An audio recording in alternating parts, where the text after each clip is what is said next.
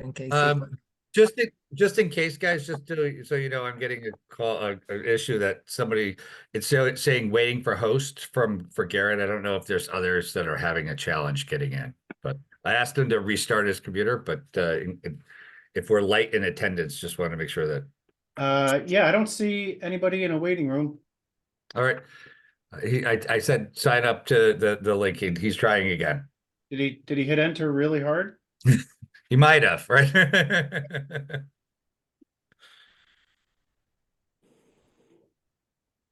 Tom, do you want to bring David Westmoreland over? Because he'll probably be speaking about the historical budget. He's in as an attendee. He is an attendee. Yeah.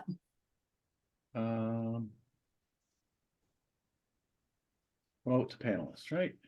Yes, please. Okay, he is. Thank you. Thanks. By the way, it's the first time I've ever done that, and I did it all by myself. Did a great job. Okay, are we set to officially start? Yeah, we're good on Zoom recording. We're good on YouTube recording. Ready when you are. Okay, well then, welcome to the March 6th Board of Estimate and Taxation Budget Review. Before we get started, Madam Clerk, can I ask you to call a roll, please? Mayor is in the waiting room. Who is? The mayor. That's what he said. I don't see a waiting room. Yeah, I have Garrett. Garrett just sent me another one that he's waiting too. So Tom- Irene and Jim, can you tell them to join as a participant and then we can just upgrade them to panelists, like use the participant link? Do they You have know the what? wrong link? I'm gonna send the mayor my link. Yeah, I just sent it to Garrett, another one to Garrett. So okay, so we'll give it a moment before we call a roll here. yeah, he just sent me the screenshot. It says BET operating budget review, FinZoom at Norwalk, CT.org Zoom meeting, and it says waiting for a host to start the meeting. Yeah, there were two invites sent, I think. So one of them I was waiting, and then I used the other one that Tom sent. So Tom Ellis's email. Hi, Mayor. I just sent you my link. Yeah, the most recent one. I think that's the issue, Jeff. So I just sent in the most recent one too. Waiting room, but I'll get on the link. I'll go check it. Thank you, Mayor. Bye. Oh, So Yeah, Tom, Mayor said the link on his calendar that Lola sent does not work. That's So I sent- yeah. I think Yeah, I that sent- probably is I was on Lola's earlier and it was them, but we'll get. Yeah. We'll give it a minute. Yeah, Yeah. Mayor will join as me. Haha. yeah, no, that's fine. Just change it. Yeah, change the name. Yeah.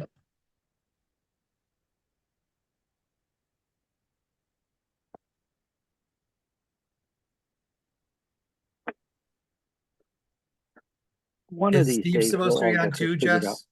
So Steve is going to be on, but he has a planning and zoning meeting at the same time. And so we're just going to text him when we're ready and he'll join us. All right, no problem. I was gonna send it to link to him so Oh, if you could do that, that would be great, Jim.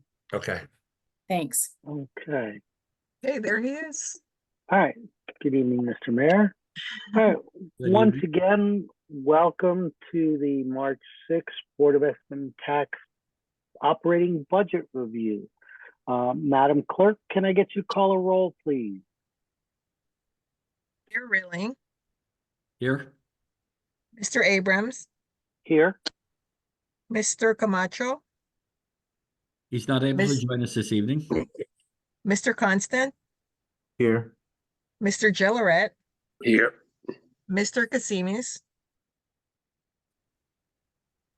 Miss Yang. Here. 5, we have a quorum. Great. Thank you. Before we start tonight's proceedings, Mr. Mayor, any opening remarks that you would like to make? No, like I said the other night or last night, thank you to the BET for your volunteering to serve because this is a very challenging process. I also want to thank our department heads who really worked hard to scrub their budgets down. We know, as I said before, this is a very difficult budget year, probably the most difficult budget year I've encountered, and probably all of you as well. But, you know, we're going to get through it, and we'll scrub where we can and fund what we can and move forward. Thank you very much, Mr. Mayor. And I assume everybody did see that the Common Council did set a cap last night.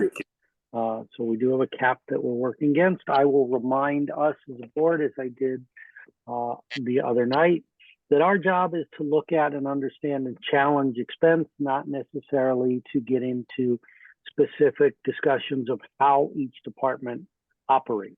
We need to ask questions of clarity on operation that affect budget, but really not get into directing specific operations. With that, Tom, I will turn it to you. And as we discussed in the pre-meeting, I'd ask you to kind of go through some of the new headings we're going to see on the spreadsheet before we get into the department reviews, please. Okay, yeah, well, I'll start with that.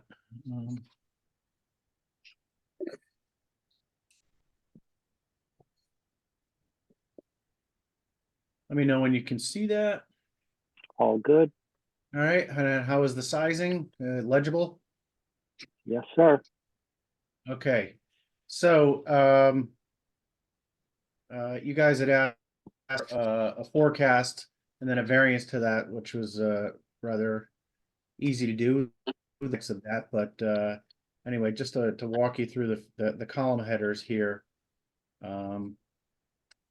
So over here we have fiscal 23 actuals, and if at any point we want to see actuals back to fiscal 19, very simple for me to unhide those. We can look at those if anybody wants to see a trend. This is the original fiscal 24 approved. That was what the cap was set against last year. Fiscal 24 revised is reflective of any transfers, but more importantly, the $4.5 million gap between these two at the city level is due to the rollovers that we do every October. So that's really what that big jump is. Here we have fiscal 24 actuals. That is through February 29th. And here are the two new columns here, fiscal year 24, full year forecast. I just did a very straight calculation. I took the February actuals, divided by 8, multiplied by 12. I didn't try to put in any seasonality. The only thing I did do, we're known that expenses were one-time yearly payments like longevity and retro wages. I flattened those out because those payments always take place in November. So I flattened those out. And the only other one I touched in economic and community development is the grant section in historical commission.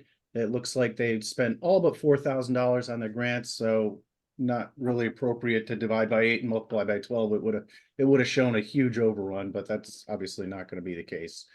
And then column U here is just the difference. So that is the full year budget, revised budget, versus what we think we will spend at the end of the year. So in the case of this first one, printing and duplication, they had a budget of 1,000. They haven't spent anything yet. We're forecasting 0, which would be an underrun of 1,000. So that's the methodology, obviously open for discussion, and there are probably some unique points to any one of all these lines, but enough to give you some guidance on how it's going. Then we have the 25 requested. This is what the departments came in with in mid-October, the very first pass. Fiscal 25 recommended is what the mayor and Tom Livingston and the finance team came up with. And then this column here is fiscal 25 recommended no hires. This is where we stand right now as of today. That's the number that ties out to the overall budget cap that was set last night. And the reason why it says no hires is because when we got the final grand list numbers and we aggregated that against all of the recommended numbers, the very first thing that we cut was all the requests for new headcount. So there are 19 citywide. So this is reflective of nobody getting any headcount. Not an issue tonight, as economic and community development did not request any new heads, so no impact to them. And then over here is our key formulas. This is 25 recommended versus the 24 approved. So it tells you the dollar difference and then the percentage amount. So when we talk about the guidance from the mayor was try to keep it to a 3% increase, these are the numbers that we're looking at. Overall, economic and community development is higher than 3%, but there's some compelling reasons for that, all valid reasons, and we can discuss those as we move further. So at this point, I know, Jesse, you've got some competing initiatives that need to be addressed. So I'll leave it. You have the whole meeting tonight, so I'll leave it up to you. What order you want to go in, or who you want to go first. Sure. I appreciate that. Thanks, Tom, and thanks everyone for the meeting tonight. Just to get started, we definitely came in. We've tried over the last number of years, I think, as everyone knows here, to really try to scrub our budget and make it as trim as it possibly can be. And we continue to do that year over year. We're always looking at our actuals and what we've spent down and where we're going. I think just a couple of highlighting points before we begin digging into some of the line items.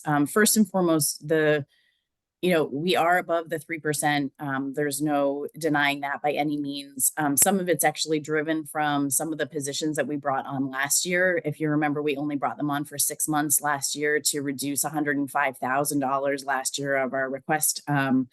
So those positions are now hitting the books for the full 12 months. So, it's making those personnel numbers jump quite a bit.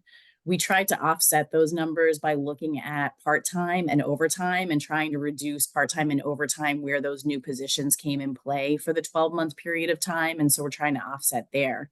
And then the other thing that you'll end up seeing is we have a couple of line items that have grown a little bit. And if you remember, within the last 6 months, I think Steve Kleppen came to you for a special appropriation to be able to talk about notifications and public notices. So we tried to increase those budget line items, not only for Steve's team, which is planning and zoning, but also Bill's team, building and code enforcement, because as you know, we have a new light enforcement officer that's coming on with us. And so we expect those notices and those publications to be to increase in number.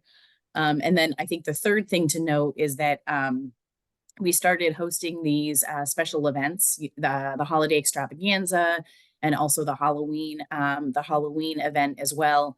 And what we quickly realized is that there's a fee associated to that for police, and that cannot come from the capital budget. It needs to come from the operating budget. And so the third thing that you'll see here in this budget is that we're asking for funds to be able to support that. So we can go through, but I did want to flag, when I think top line of the work that we've done with Tom Ellis and also the mayor and Tom Livingston, those are really those pieces I think that you're going to start to see why they skew the numbers a little bit. So, David Westmoreland is on, and I think David's traveling. So I'm going to ask David if he wants to go first for the historical commission. Jess, can I jump in just for 1 second? Of course. Procedural item here, Ed Abrams. We have someone who's dialed in who has their hand raised, a member of the public. Are we okay to allow them to speak or ask a question? I would ask them to place their question into chat, please. The public opportunity for speaking is at our hearing later in the month of March, but obviously we want to be respectful of the public. And if there's an issue or a comment, I'd ask you to please put it in chat, and then we can evaluate whether it can be addressed in a written response or if we need to discuss it here. I'm going to allow this individual to talk just to make sure he got that message. Is that okay? Yep. Okay. All right, Brian, you're on mute if you have it. Can you hear me? Yeah, we can, Brian. Thank you. Good evening, Commissioners. Brian Meek, 11 Cranberry Woods Road. Thank you for allowing me to speak. I'll be very quick. I would just hope you guys look at the 800-pound gorilla in the room, which is debt service. Look at the items that are driving debt service. Typically, basically, funding construction. We're way overspending for these properties down in South Norwalk. There's comps on West Avenue with 10 times the foot traffic selling for half the price right now. We're just spending way too much. There's no cost of money analysis on Norwalk High. There's no real abatement assessment other than, well, we'll see how it goes. I remind you that the windows project at West Rocks was bid at $2.5 million and finished at $5.5 million from abatement. And these are things that could really sandbag us down the road. I appreciate your consideration, all your hard work and efforts, and thank you, and have a productive meeting. Thank you, Brian. Okay, back to you, Jess. Great, thanks. If it's okay, with you, Chair, can you take historical first and let, David speak to his budget and we can let him head off? Okay. Yep. Just get to that. It's all the way at the bottom. Just wait. It is. Wait. Okay, here we are with Historical Commission, and we are at 21.3%. That's one of the items that's helping to drive the percentage up, but David and or Jesse, you can take it away at this point. Sure, I'm gonna hand it over to David, and just so that everyone knows, David and I have had multiple conversations about this, and he can walk through each of the line items, but I'm sure you can talk through it with David on the detail of what his thinking is for the particular historical asks. Sure. Good evening, everyone. Can you hear me? Yep. Yep. Okay, great. Thank you. So there are really only two line items, I believe, where we requested any change, and one, in both of the changes are down substantially from our original request. The first item is buildings. We had asked for 45,000. I think we spent 15 or so. I can't really see on the spreadsheet. Is what we normally spend. The roof at the Gate Lodge in Matthews Park has had a lot of issues and has been leaking, and it turned into a mold problem and all this. So we're cleaning all that up. We're trying to patch the roof. Henry Dashowitz said that we should put the 25,000 for a new roof in the operating budget, and that's what we did. That has been reduced out to 20,000, which for the moment is fine. We're patching the roof. Not sure that it's all going to work, but hopefully it will and last us a couple of more years, because we're trying to get the Gate Lodge listed on the National Register of Historic Places, which will make us eligible for matching grants from the State Historical Restoration Fund. So the only reason why I mention this at all is that there is a possibility, if we're not successful at shoring up the roof for the next year or two, we may have to come back for the next year. We may have to come back for a special appropriation, but we hope that we're not going to have to on that. The other item where we had requested a change was on our grants and donations line. Some of you may be aware, some of you may not be aware, the City of Norwalk has a public-private partnership with the Lockwood Matthews Mansion Museum Incorporated and the Norwalk Historical Society to operate the Lockwood Matthews Mansion itself and keep it open to the public and program it and work with the city on keeping the building open to the public and on capital improvements and things like that. The Historical Society maintains the museum at City Hall and Mill Hill Historic Park, where we have 5 buildings, and do also programs and things like that. The Historical Society also manages the city-owned museum collection, which is pretty substantial. As part of our operating agreements with those two organizations, we provide a operating grant every year to help cover with utilities cost and some of the operations of the building. The big request was the mansion currently gets $100,000 a year. They had requested an additional $100,000. As many of you know, the mansion is closed as we're undertaking a $12.5 million renovation to upgrade all the infrastructure, put in new wiring, new plumbing, new HVAC, lighting, things like that throughout the building. And as a result of that, the mansion, the private 501c3 that runs the mansion had to move out of that space. They eliminated all their paid staff except for 2 people. And because the mansion's not open, they're not able to run tours and do programs. And so they're suffering in terms of from an operating standpoint. So we're looking to help them get through this period for the rest of this year by increasing their grant. Their request was for 100,000, and then that was reduced down to 50,000 increase over the 100,000 they get. The Historical Society grant for operating Mill Hill and the museum and maintaining the city museum collection is about totals to be about 130,000, which accounts for the other funds. The Historical Society has embarked on a 4-year program to really go through the city's museum collection and make sure it's stored properly, cataloged properly, deaccession items that are not really relevant to Norwalk, and also to make sure they're all stored properly and cataloged and housed properly in the ground floor of the health department building.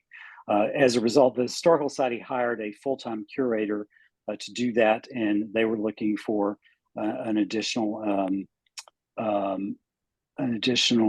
25, I think it was 20,000 to help support that position, because all that work, which is being paid for privately by the Historical Society, is in support of the management of the city's museum collection.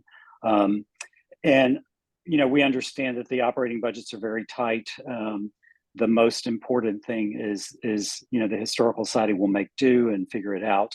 But the most important thing is that we get the mansion nonprofit through this period so that they can survive and reopen the museum and continue to thrive and keep that building open for the public on behalf of the city. So Jessica and I worked out the $50,000 increase over our budget, and that will go exclusively to the mansion. So a little bit of a long-winded explanation, but feel free to ask any questions. David, I'll start and then turn it to my other board members. Sure. Are you saying in those remarks that the 501c3 will actually fold if we do not provide $50,000 in funding? It's pretty tenuous. It's very hard to for them to, you know, raise money and operate if they don't have the building to show. And they've taken on additional expenses because they've had to lease office space over off Strawberry Hill Road. But yes, that is the concern. Anne, I saw you had your hand up.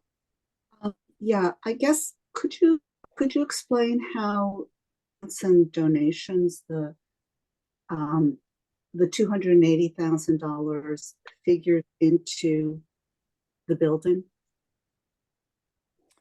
So 100 of that $280,000, $130,000 will go to the Mill Hill, to Norwalk Historical Society. We have an operating agreement with the city that specifies an annual grant to assist with the operations on behalf of the city to run programs and keep that open, those buildings open to the public. Both the Historical Society and the Lockwood Matthews Mansion raise substantially more than that to actually make all that happen. So they're not 100% dependent upon the city, but they are managing and maintaining and doing programs with to keep those buildings and sites, historic sites, open to the public on behalf of the city. The $150,000 will go to the mansion to help them pay, you know, their rent at this place, utilities, things like that. And the rent is for the staff while the building is being renovated? Yes, for the staff, also for storing of, we had to move all of the furniture, all of the mansion is 100% empty. We literally had to empty the building. All that is in storage in various places, including at the Strawberry Hill offices. We have a big semi-container in Matthews Park that's full. And then for the finer museum quality objects, those are in climate conditioned storage offsite. And is there any city facilities that you can use, whether at the transit district or the schools or something like that? No, we did an extensive review. I mean, the transit district's being renovated. Where in fact the Historical Society is storing a lot of their WPA paintings and murals and a bunch of things on for there while they renovate for the next 3 years. We looked at all the schools. We looked at space at the senior center. We looked pretty much everywhere. And that was all done. That was all done in conjunction with Allen Lowe Facilities Management. So this 321,000 as your total budget principally goes to the mansion. Is that correct? No, 150,000. Well, in the 321 number, 150,000 goes to the mansion. 130,000 will go to the Historical Society, and then the smaller amounts are for maintaining the buildings and for supporting the Historical Commission's efforts. And what is the total budget? How much do you raise independently for the mansion and for the Historical Society?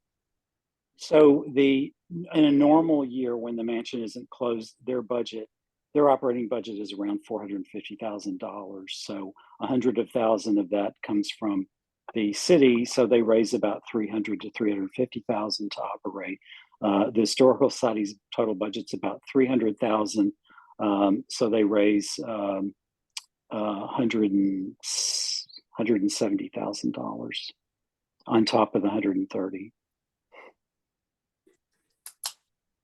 Do you think that there's an opportunity to maybe, instead of some of these funds just being an outright grant, to make them as matching grants as an incentive? Because I always find that is a good incentive in fundraising. So we may get a better run. We may get a better run by having more monies raised through the nonprofit. In our experience with fundraising with the public, most people don't want to pay for operations, but they're happy to pay for towards an exhibit or towards a capital improvement to the building, to any of the buildings, to things like that. And we do employ, matching strategies for that. But both of the organizations currently far exceed the grant that they're given by the city in terms of money that they raise anyway. And the numbers I quoted are just the normal operating budgets. Both the Historical Society, but the Lockwood Matthews Mansion has literally raised millions of dollars that is spent on capital improvements to a city-owned building. And the Historical Society over the years has raised somewhere in the hundreds of thousands to improve city-owned properties that are not, when they leave, they can't take it with them. So I think they're both doing a pretty good job of exceeding the matching those grants. But I don't think on the operating side that setting up some kind of matching grant incentive is really just going to cause even more pressure on both those two organizations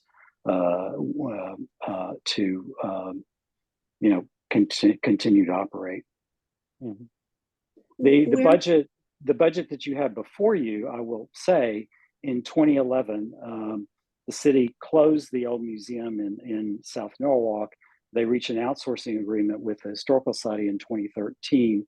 And our budget today is at least, I forget all the numbers, but we're at least $100,000 less than we were in 2011 and the years prior. So the Historical Commission did a big restructuring on how we operate, and they've saved the city over $2.2 million in the last 10 years. Is the $25,000 for the new roof in the $20,000 number?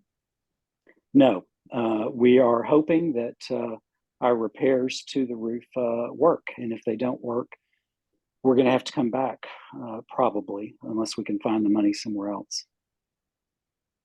And the budget And the budget for repairing the roof outside of the 25 grand of capital? So it was unusual because the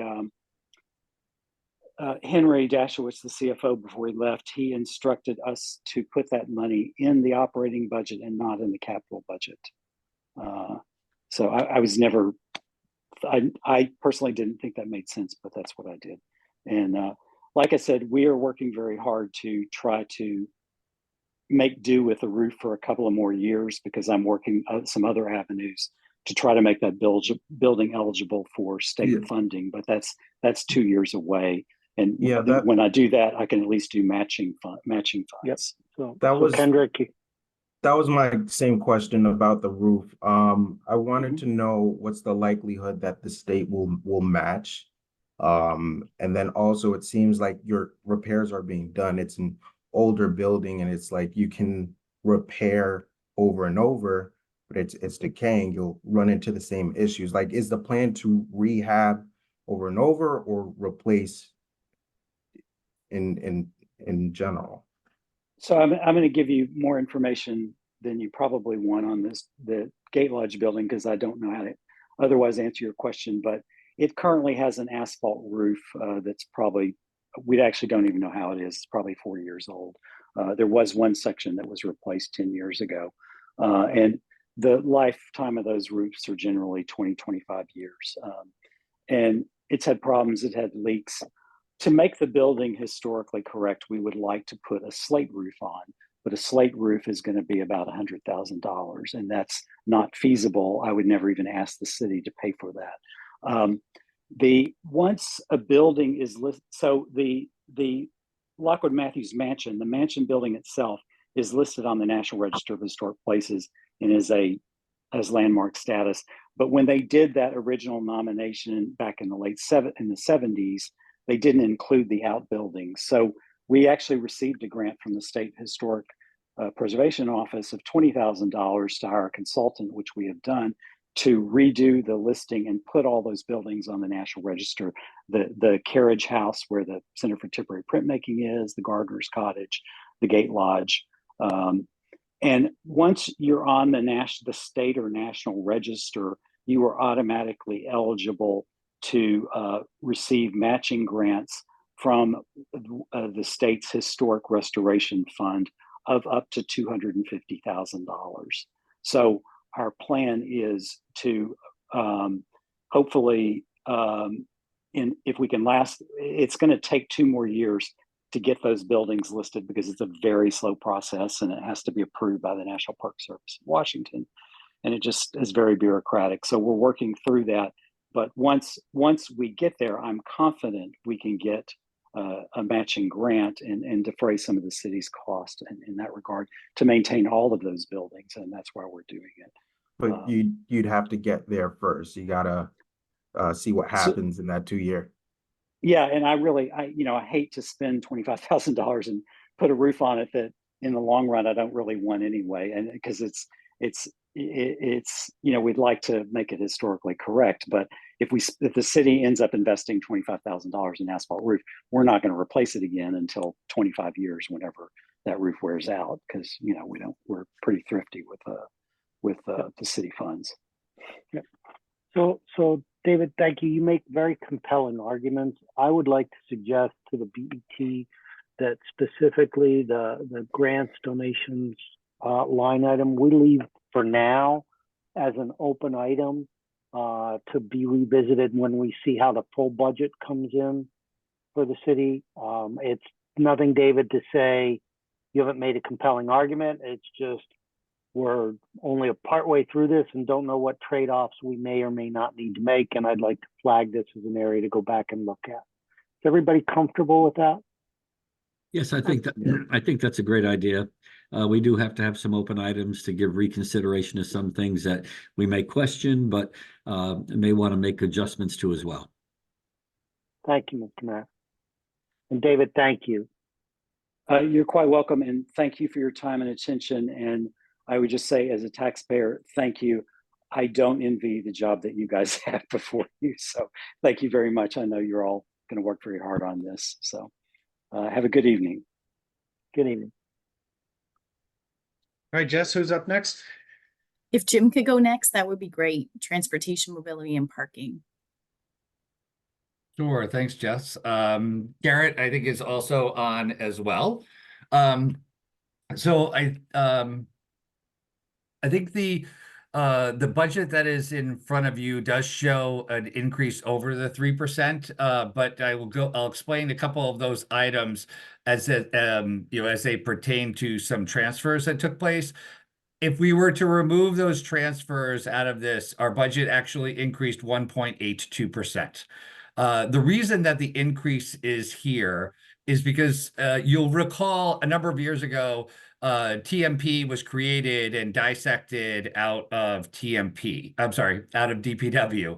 And there were 3 accounts that were still associated with our signal network, our traffic signal network, that were still residing in the DPW line item, DPW budget. So in November, we came to you for a transfer of those to remove them from the DPW and move them into TMP. So that's really technically a flat. You're seeing an increase that's coming in TMP, but that'll be offset by a decrease that is coming out of DPW. For the total of those 3 line items. Those 3 line items are associated with our traffic signal network, and in particular, our fiber network. So it's important to note as we look at these, and we look at what is potential increase in these, that they're really flat numbers. And why they're particularly important is so the city was able to invest in a fiber network that connects all the traffic signals, and this was accomplished through a federal grant that allowed us to get in. Having had experience with the fiber network in both Stamford and New Haven, we had a subsequent conversation with Joyce in IT, and we had a fair amount of dark fiber. So parts of the fiber that was unused by the traffic network was still available for use. And this past year, we've worked with IT to connect the police station to fiber through our network, to connect all of the fire departments, fire stations to our network. All of the libraries run over our network, and they're actually in the process of moving over the Norwalk Transit District onto our fiber network as well. So I think those increases, while they're not really increases, they're just transferred, moving over to our correct department, are very critical for us to maintain, because it allows us to maintain the fiber network and support the city in a larger fashion. That what I hear from Joyce is a total of about $200,000 if we were not able to use this traffic network that we created through a grant to do it. Absent of those are really the larger of the line items that you'll see an increase there.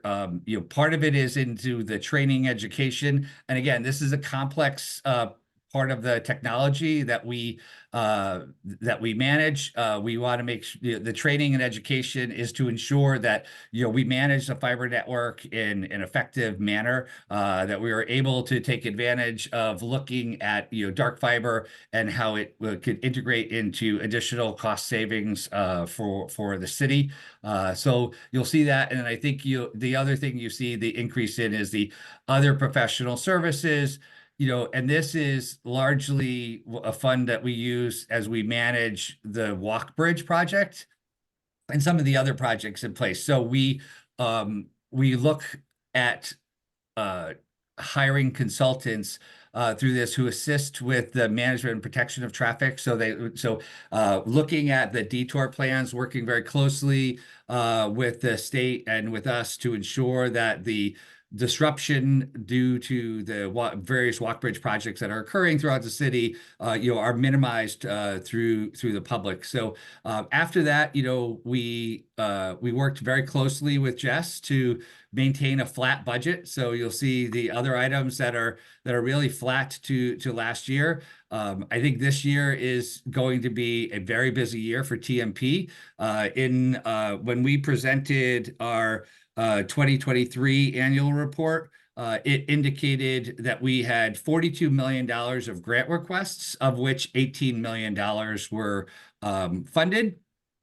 So we're starting to see the fruition of our work take place. We will have the phase 1 of the Wall Street rehabilitation work take place this year.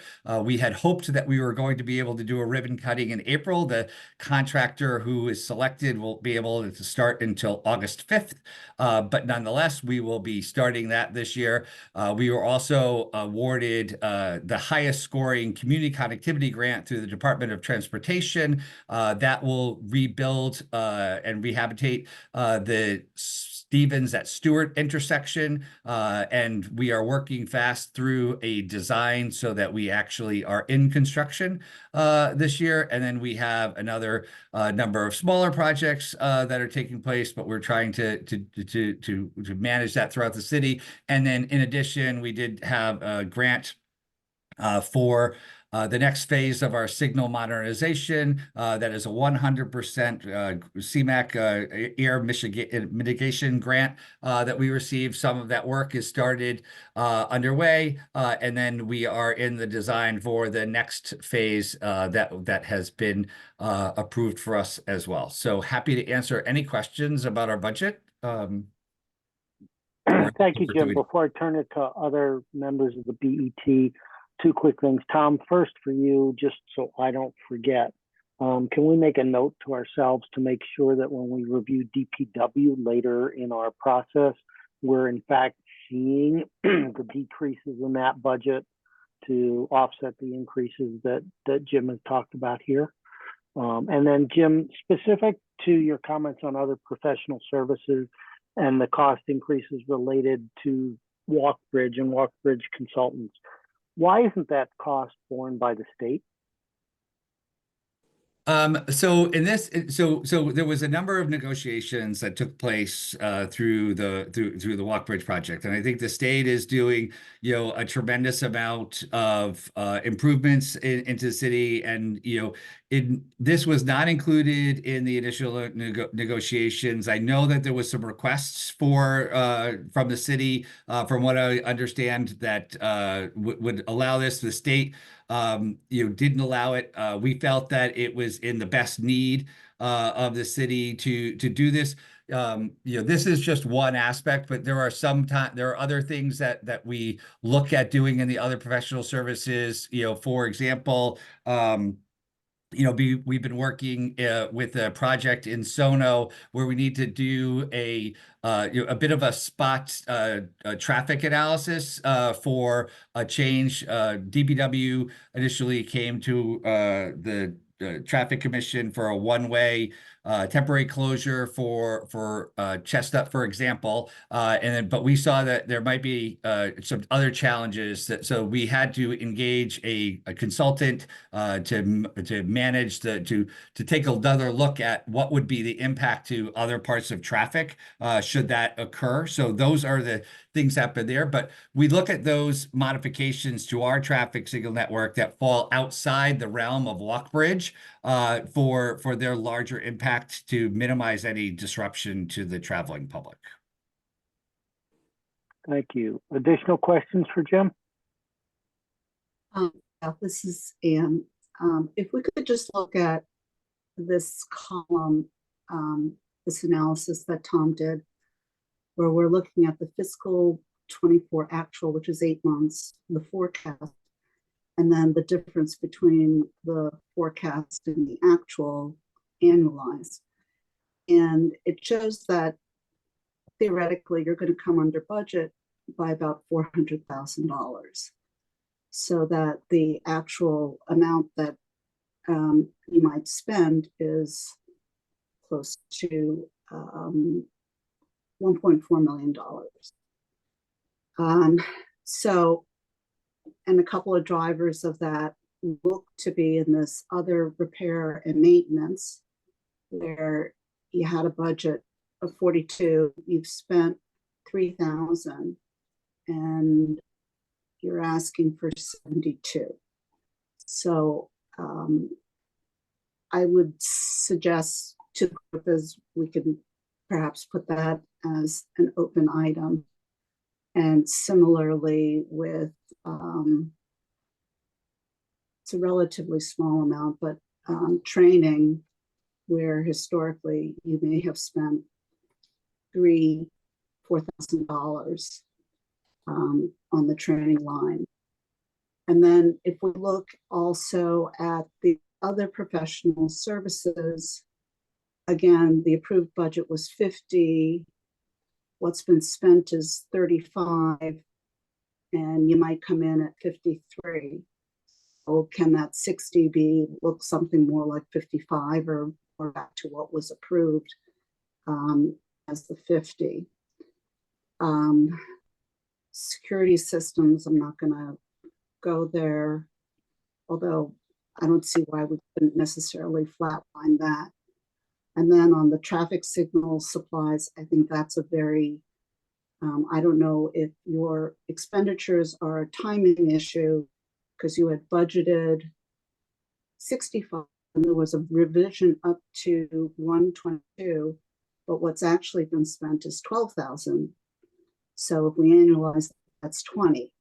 So do you really need 160 given the run rate of the expenditures?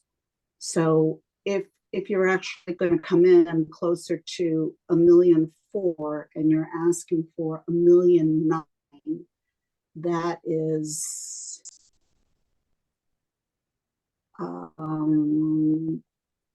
that's like a 40% increase year over year. If you allow me to jump in just for a quick second, Jim. And what the actuals don't include is what we call encumbrances. So think of it as checks that have been written but haven't been cashed. So for example, they may have a purchase order out there for traffic signals totaling $100,000, but the materials haven't been received, the work hasn't been completed, therefore they haven't cut the check. So that's one of the cautionary notes about you using the forecast. It's only off of actuals, not what's totally encumbered. Okay. Well, But maybe put some of these items on the open items list. We can get better numbers so that we can make a more informed opinion. I think that's a good idea, Ann. If I can, on the transfers, you can certainly decrease them, right? But we just need to understand that we will not be able to support the cities. So these are expenses that we've been working with the IT department to expand our fiber and allow them to go in. So we've been moving things around to do it. So I think we have some expenditures that are timed to come in this. If we do not have the funds to manage the fiber network, we can't support IT, which has a savings of about $200,000 a year, according to Joyce. We just don't have the resources we won't have the resources to be able to do that. So we would have a fiber network that we can't utilize to its maximum efficiency by providing, like we took a traffic network and offered it to the IT department to have a better benefit to the city at large, but I can't do that if we don't have the funds to manage the fiber network. Understood, Jim, and I think by putting it on an open item list, all we're looking to do to Ann's point and to Tom's point is to understand, and we're not going to be able to get to it tonight, if there are other encumbered expenses that aren't in the FY24 forecast that make the variance year to year look less dramatic. Right? We're not trying to do things that we can't do. We're not saying by putting on an open item issue or an open item list, it's a no. It's just let's get more of the data. Okay. And then as we look at the full year and the full city budget, feel confident that these areas are in line with the requirements. That's all. Okay. I have another question, which is where does the $1 million of parking tickets revenue come in this budget, Tom? Does it go straight to the city at the top line, or does it involve some of these accounts? I don't think it's what we wish it would be, but probably Jim or Jess can speak to that a little more detailed. So the city operates a parking authority, that is a separate entity, very similar to the WPCA, right? So the parking authority operates their facilities, and the money is largely a reinvestment into the parking assets, so making sure that the garages stay in a state of good repair. The parking authority does contribute nearly $500,000 a year to the city's operating funds. That's to cover my salary, parts of my salary, parts of Brian's salary, parts of the salary from our legal department, as you know, in support of legal. But that is a contribution that the parking authority makes every year. But largely, the revenue coming from parking is reinvested in the parking assets to keep them operational. Thank you. I think largely what we say is it defers any cost that the city would need to incur to do that. So I think we're in the midst of multi-million-dollar improvements to the facility to keep them up and running. Without that, that would have to be largely a city budgeted item. Thank you. All right.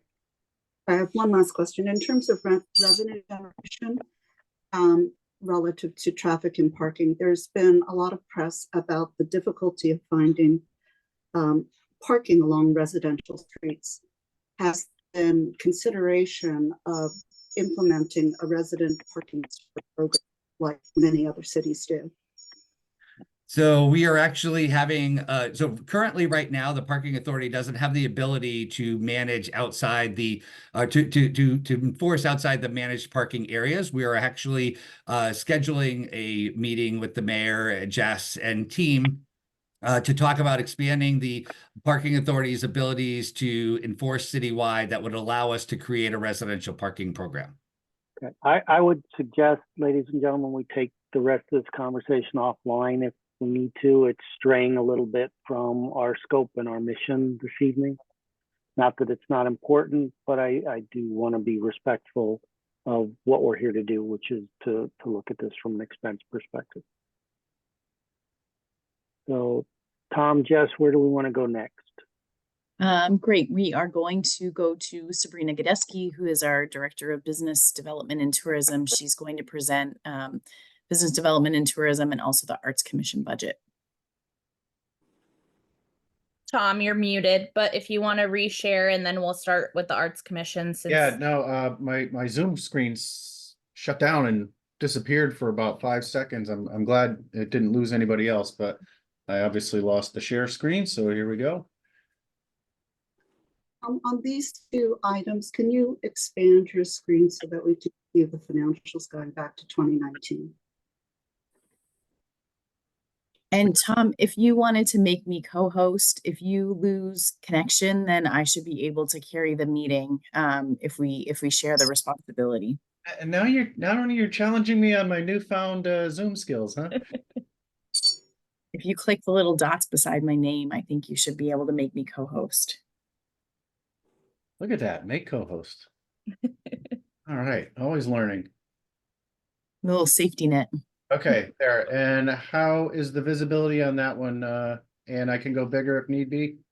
No, I think it's smaller, Tom, so we can see some of the prior year data a little bit more. So that's back to where we were. Is that okay, Ann?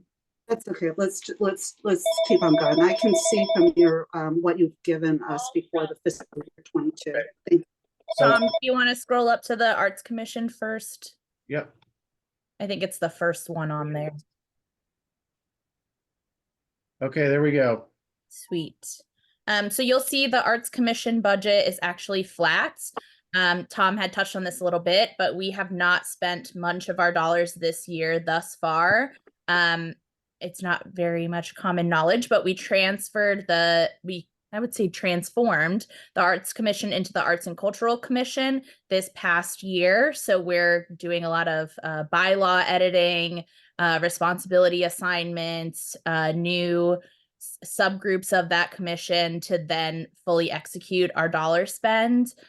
We will have some events coming up in the spring and in the summer that these dollars will be spent for. A portion of this will also support an educational campaign for what the Arts and Cultural Commission is, how people can get involved, and more presence essentially for the commission in specifically the Arts and Cultural District, which covers the South Monrock geography and the Wall Street geography, but also overseeing the arts of the entirety of the city. We also have a few programs that will be launched kind of nearing the end of this year, which will expend the funds that we have in here. A portion of these funds obviously goes for our administration of the meetings, minutes and such, but the rest of it is really to curate gallery space that we own as the municipality, and also to fund the position of the Poet Laureate, which we split financially with the library. But essentially, as you can see, the budget's very flat. It's been flat for the last couple of years, but we expect that it should stay this way going forward, considering with the arts and cultural legislation released at the state, we are allowed as a commission to receive funding from private donors and also solicit for funds, so fundraising and all that fun stuff. So we're hoping that this is the last year that you'll see kind of a budget that's flat, but a budget that is anywhere near significant to what it's been before. Okay, questions?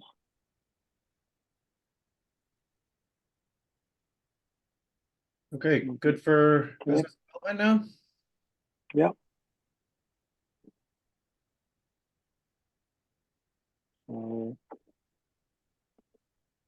Down to business and tourism, right? Yes, That's correct. Yep. So Tom, if you want to scroll down, but if I could highlight, the only real increase in the budget is what Jess mentioned at the beginning of the meeting, which is the line item that was added for the security services, which is essentially just to pay for the police. As she mentioned, we can't use capital dollars to pay for police salaries. So that line item has moved into the budget from essentially a capital budget expense to cover those services. The amount is based off of how much we've spent in this past year.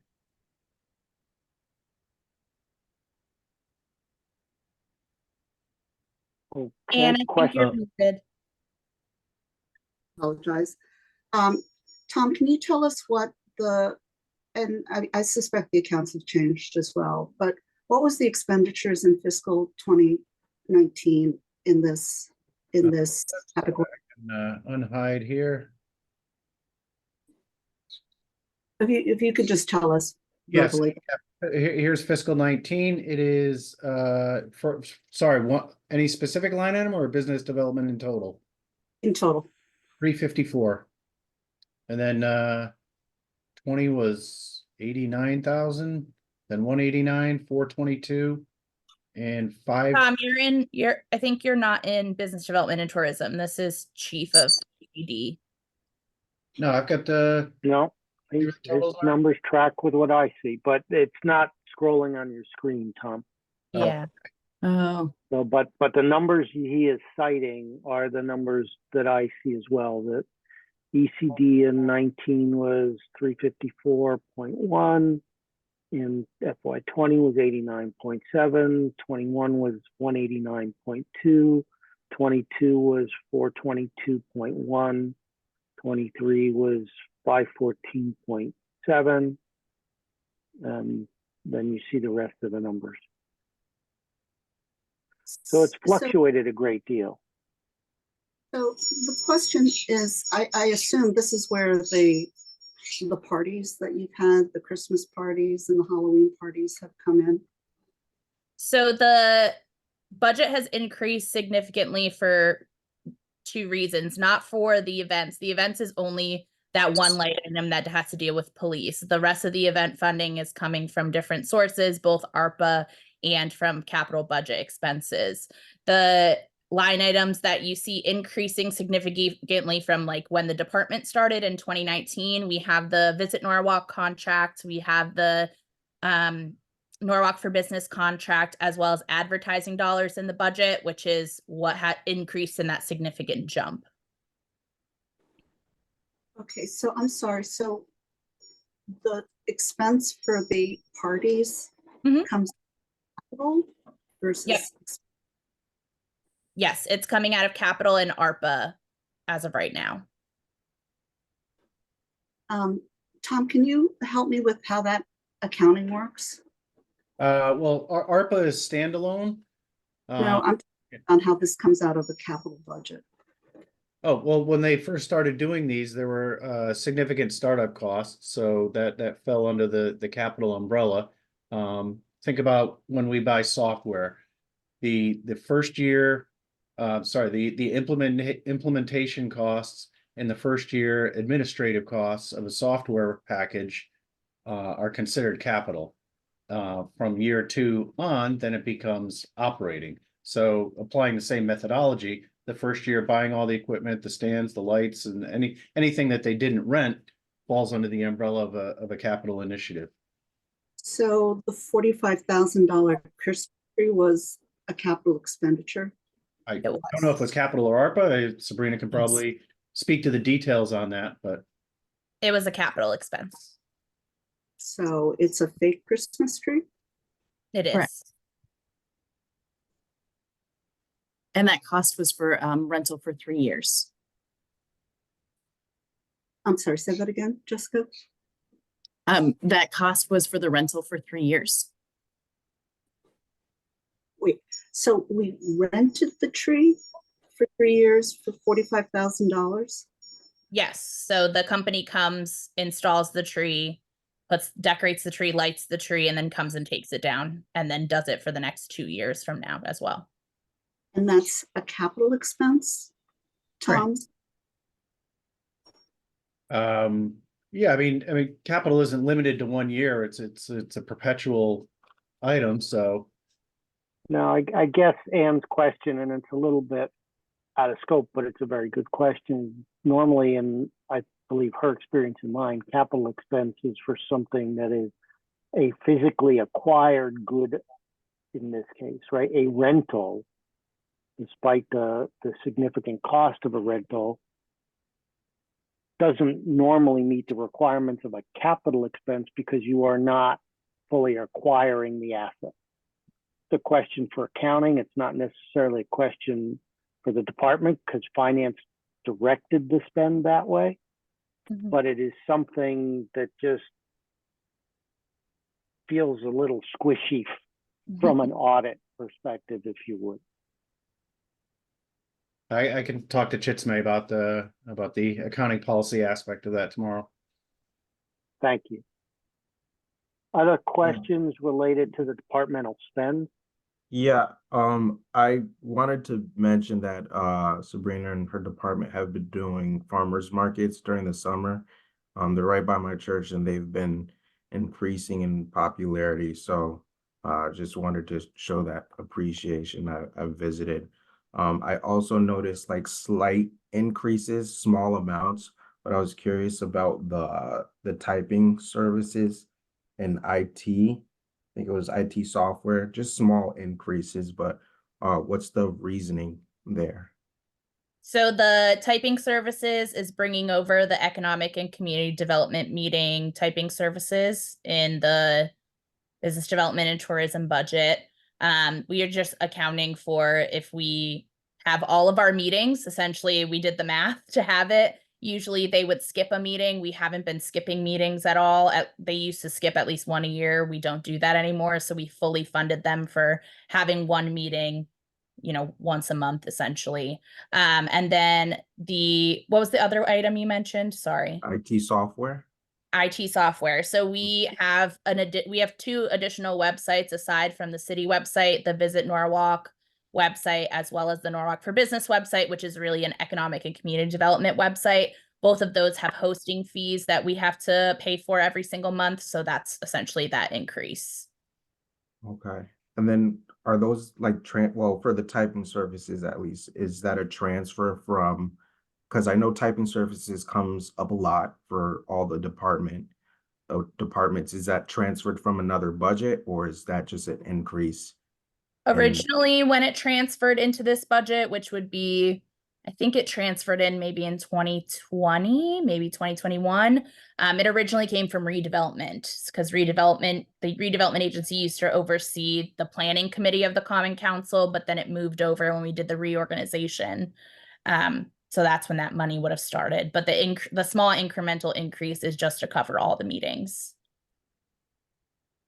Okay. And Kendrick, just so you know, from a citywide perspective, every department that supports a committee or a commission or a board has to pay their way in terms of the minutes taking, and there's a minimum charge.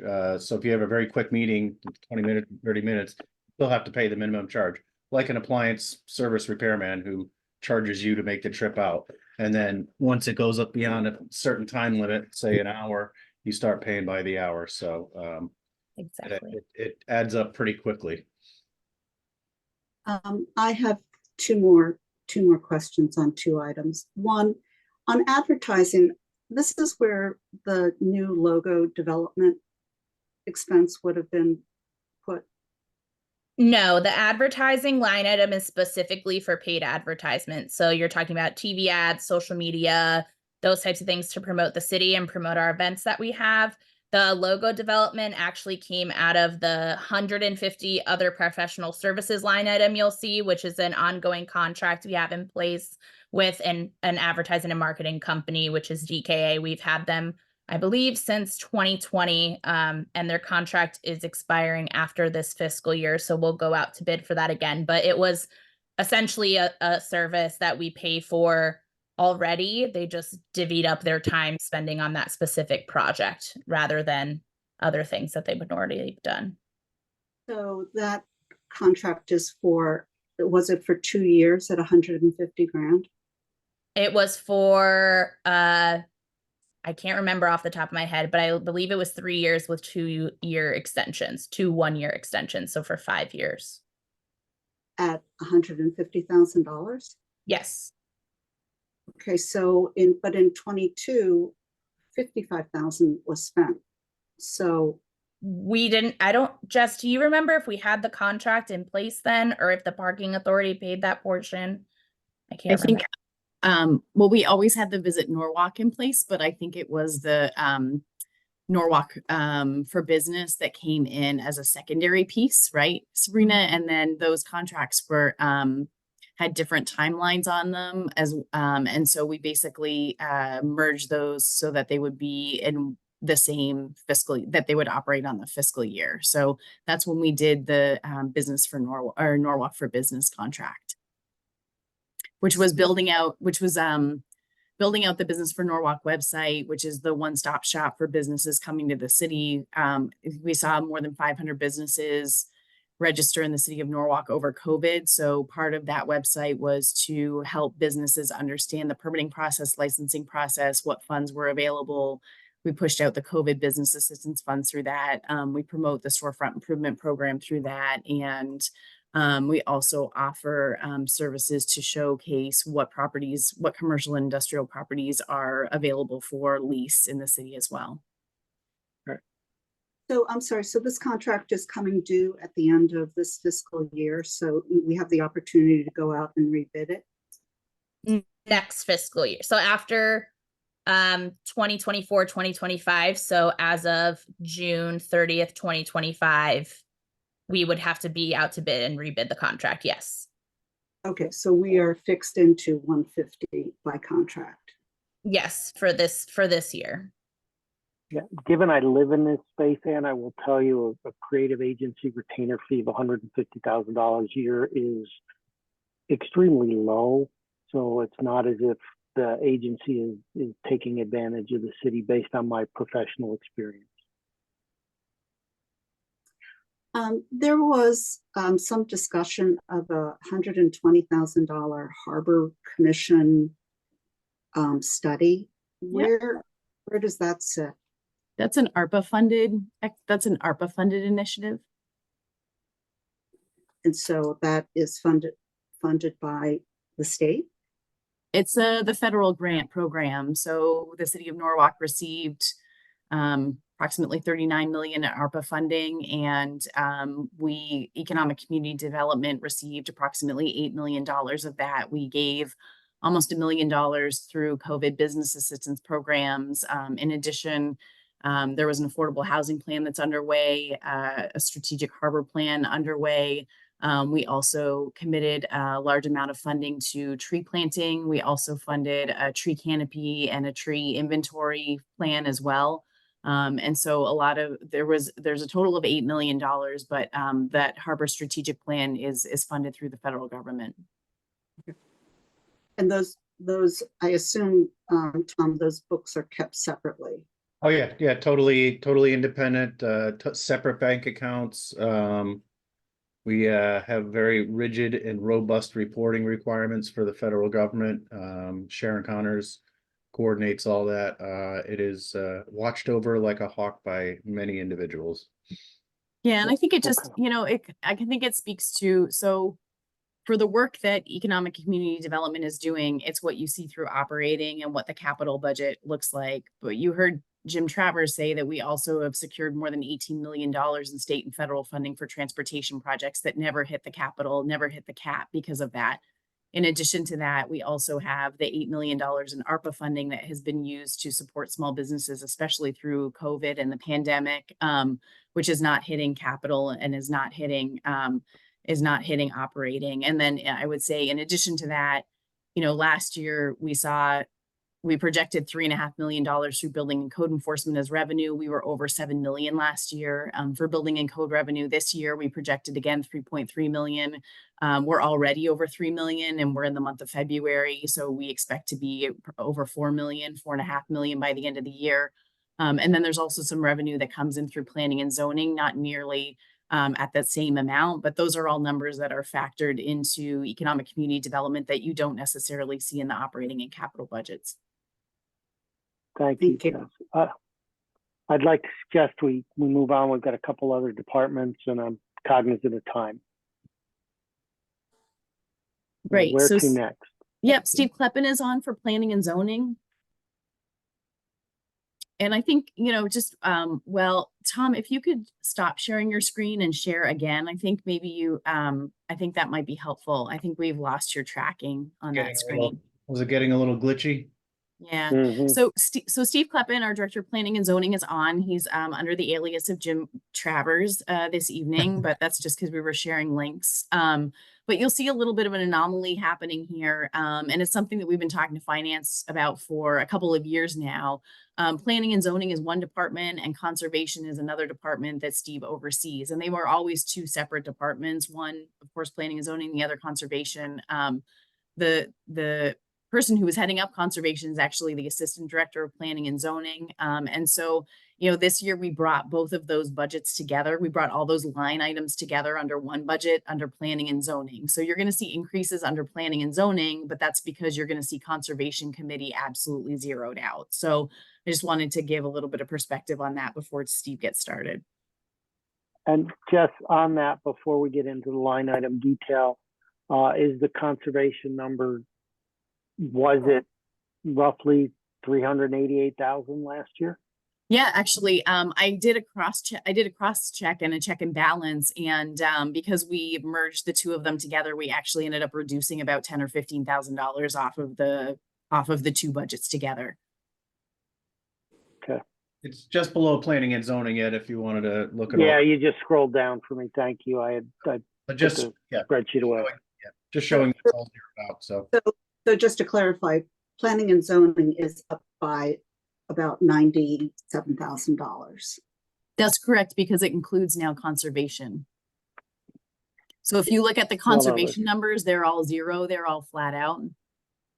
Right, but that's $292,000 versus an up of 388. So that's where Ann gets her difference.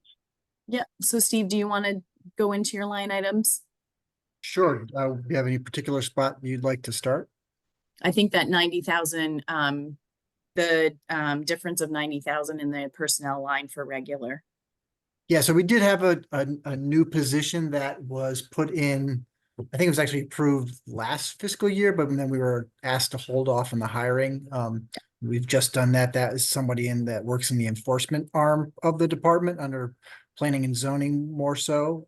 So that person's on board. So that's probably the bulk of that increase. Outside of that, everything else is probably standard wage increases. We do have a bunch of folks that are probably, I can say, on the newer end of staffing in the department. So there's a lot of built-in step raises that are also part of that, but that would be the bulk of it. Right. So if I heard you correctly, Steve, the largest driver of increase is $90,000 in salary for recently onboarded additional headcount. Correct. Yep. So just to give a little bit of, I just wanted to give some backup on that. So one of the initiatives that the mayor's announced over the last year is the neighborhood improvement team. And so the neighborhood improvement team originally was one blight inspector and one deputy zoning inspector, along with a neighborhood improvement manager. Last year, when we came to you with the new positions, it was to build up the neighborhood improvement team to help with blight and enforcement with zoning violations as well. When we brought those positions to you last year, we had a brand new deputy zoning inspector, and we also had a brand new blight enforcement officer as well in that budget. And so those two positions, when we talked about them, along with the deputy building official, those were the three positions we had decided we would stop. We wouldn't hire them until January or February to save the operating. And now these are the positions that you're seeing hitting the books now. Thank you. Other questions for Steve? Just something very simple, which is the architectural landscaping, which was 6640 0 and now 0, but now 10,000. Yeah, that's just so that one, the title of that one is kind of where planning funds kind of got dumped historically. That was just the line item where we were always told to put the money. In speaking with Tom and his team earlier this year as part of the budget process, we felt that was probably not the most appropriate line item. So we've shifted that out, and there's a new line item, which is two rows below, which is planning services. So that's really where that 10,000 should go. That's kind of the more appropriate time. And I had that number in the wrong line item. So the package that was sent out, you probably see the 10,000 in architecture, but 0 in planning services. Got it. The screen share is corrected and that's what it'll be going forward. Yep, I got it. Okay. Anything else here? I would just like to say that I think Stevie's department has done an incredible job going through this whole rewrite of the zoning code, and all of the information and requests that you make with a relatively small staff. You deal with a lot and are an important facing element to the city. Thank you. Appreciate it. Thanks, Ann. All right, where to next? Great. Thanks, Steve. Good luck at planning and zoning. All right. I think right up to the very top, we can start with Chief of Economic Community Development. And I'm also going to be doing Bill Ireland's department, building and code enforcement. And those are the last two I think we have to look at this evening. So Chief of Economic Development, it's fairly flat. We had a little bit of a personnel increase with the bumps, but then we tried to offset that with mileage. In addition, I've been using a city vehicle, whereas prior I've been using my personal vehicle. So we offset the mileage for that. And then we also offset office furniture. So, I would say fairly flat. Questions on this department? Okay, let's keep moving. Great. And then Bill actually recently had some shoulder surgery, so we're allowing him the evening off so he can recover. And I have the pleasure of presenting Bill's budget. So this is where the deputy building official came on board, and also the blight enforcement inspector came on board to offset those two new positions and the jump that we saw in salary. We're trying to offset that with overtime and part-time, because now we have the ability to cover more in-house. And that potentially could go down even more as we onboard those two positions. We also ended up decreasing office supplies and materials, and also books as well, just so that the new building and code books come out, and so Bill's team will buy those books, which is why that number is high. It's not necessarily a line item that we see in everyone's budget. And then the other number that you'll see is also messenger and delivery services and postage, which again, we've just been seeing an increase in the number of applications that we've seen come through, especially with the zoning change that just happened and kicked in on February the 19th. There's a lot of applications that are coming in with that. We still have, right now, actually at the planning and zoning meeting tonight, we're talking about the large site on Main. We're also talking about Norden. We're continuing to talk about development on Webster Street lot. Of course, the Wegmans is trucking along on Connecticut Avenue as well. And so, we anticipate a lot of applications to come through, not only for the rest of this fiscal year, but also next fiscal year as well. And we noticed that we've been making a lot of internal transfers, trying to cover off the public notices and the mailings and things like that. We also increased mailings because of the additional blight enforcement inspector. As you know, with the two positions we currently have, deputy zoning inspector and also blight inspector, we've been dealing with complaints, but we haven't necessarily taken on a proactive approach, meeting with the community to be able to to solicit those complaints and details.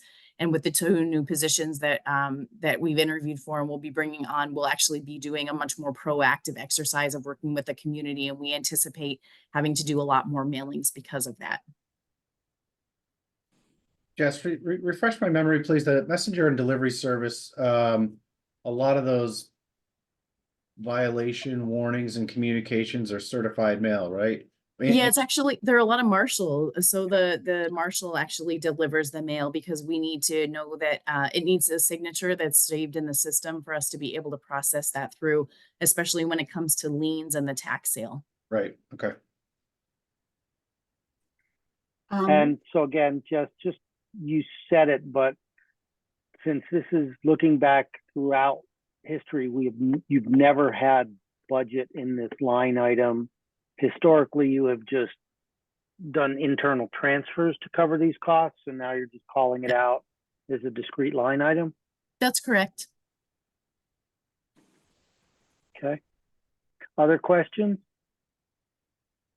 No, I would like to just say, given the revenue that this department produces and the costs, is that we just, given the type of revenue that they can create, just want to make sure that they are appropriately staffed so that they aren't constrained to miss any opportunities. Yeah. Yeah, and thank you very much. I really appreciate that. And I think last year the city was very generous in recognizing this department and the neighborhood improvement team, and being able to really ramp up on that team. And I think we made a lot of improvements there, and we're just excited to do the work. We're passionate about the city, and I think bringing the economic development team all together under the same umbrella has helped a lot, because we have the ability to share the load and share the budgets and support one another, and being able to do that. And so, I recognize that bringing the departments together like this under one umbrella really helps us to be able to deliver the mission for the city. Okay, thank you, Jess. Thank you to your entire team. Before we close, any remarks, Mr. Mayor, or anyone else? No, well, I do want to say again, thank you to, Tom and Agnes, you've really stepped up and done a lot of work during this very challenging time. You've put in a lot of long hours And what you've done is very effective and proficient. We truly appreciate it. So just wanted to go on record as saying that Tom, Agnes, and Chitsume and Joyce, you really, really helped us through this challenge. Absolutely. Here, here. All right. With that, we are back together again tomorrow evening. And Tom, what departments are we covering tomorrow? Yeah, we got Lamont Daniels in the community services team, so that's the health department, youth services, human relations, and the library. And then after that, it's public works and recreation and parks. So tomorrow night could be a long night. The public works has a lot of line items, and so does recreation and parks. Community services has a lot of different initiatives going on, and that is also where the family navigator personnel resides. And if you listen to the Common Council last night, that was a frequent topic. So that's where we are. Indeed it was. All right. With that, thank you, Tom. Can I get a motion to adjourn, please? So moved. Thank you, Ann. All in favor? Opposed? Ladies and gentlemen, we are adjourned. We will see some of you back here tomorrow night at 6:30 for the departments we reviewed. You're welcome to join us if you'd like, but you certainly don't have to. Have a good evening, everyone. Good one. Thank you so much. Thanks, everyone. Thank you.